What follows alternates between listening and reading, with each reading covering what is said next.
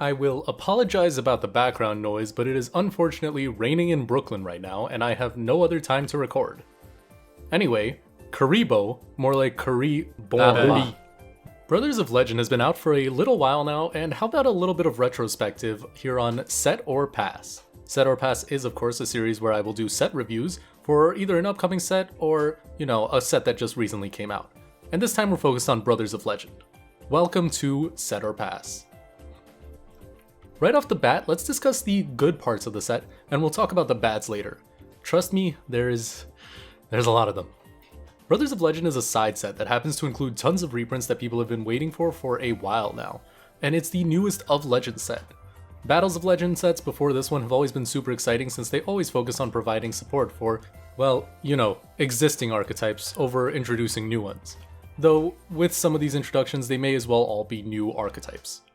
Let's start off with the archetypes that got so much support that they're straight up incomparable to what they were before, namely only Karibo and Utopia. Karibo are the cute fuzzy fiends that flock the field with potential. I feel like the new Karibo support turns the archetype into an actual deck, but it's still missing a little something, which is probably why I haven't seen anyone actually playing it or talking about it. The deck turbos out all 5 Kuris, which you can set up to, do some kind of line of play. The key card here is 5-star Twilight, which lets you split any level 5 monster you control into 5 individual Karibo monsters.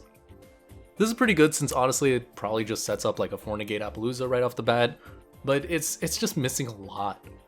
The deck is not weak by any stretch, but it kind of lacks like an end board goal, so for now it's a bit of a sleeper. Maybe it'll get some new support at some point.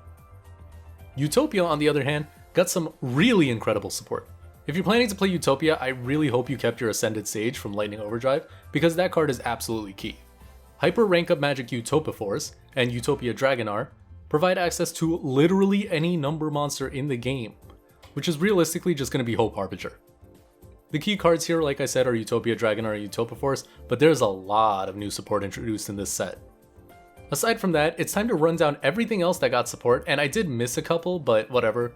I'm gonna run out of breath either way, so I don't really feel like trying to name every single new piece of support. But let's try to make this quick.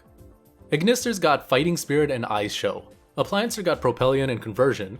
Galaxy Eyes got Cypher support through Biplane and Interference. Frightfur got Toy Parade. A bunch of water archetypes including Sharks and Ice Barrier got generic support.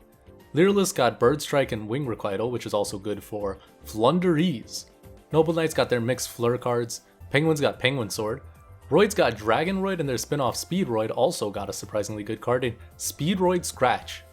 Garbage deck for garbage players got Fiji Alert, Pukuri, and Memory Gand. I feel like shame just saying those. And then as we said, Utopia and Karibo got support across the board.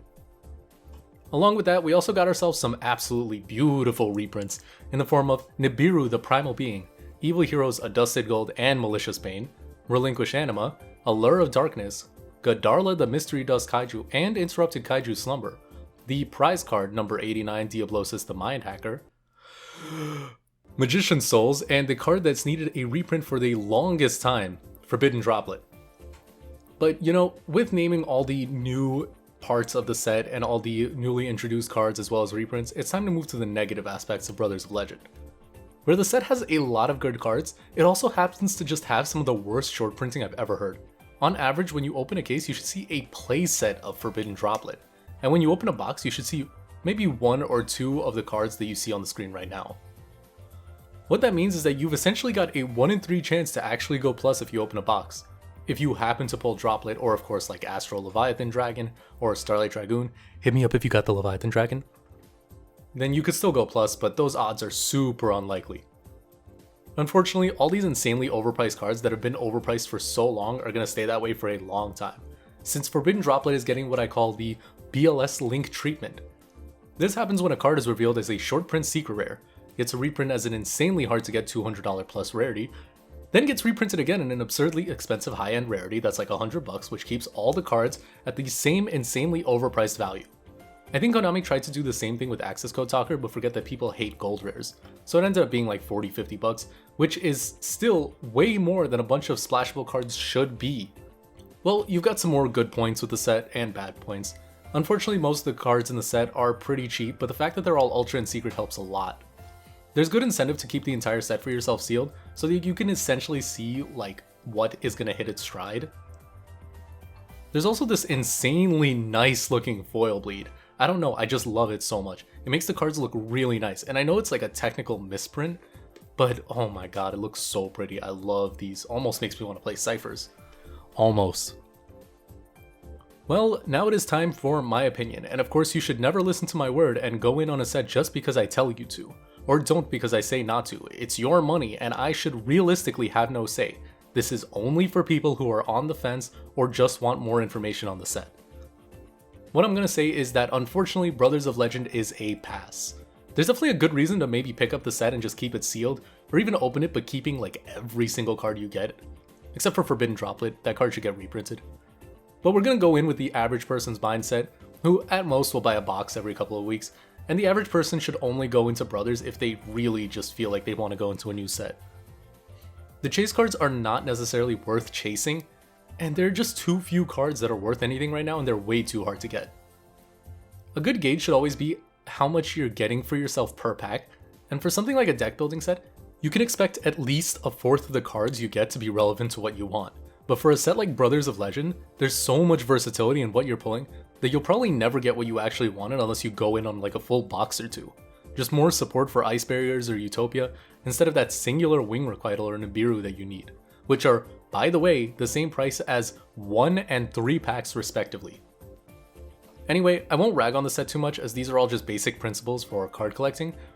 Realistically, you should always go into singles unless you plan to keep products sealed, but if you want to have some fun like I do, don't let me stop you from trying to pull that Astral Leviathan Dragon. Heaven knows I have gone into 4 boxes, and I have actually gotten 4 droplets.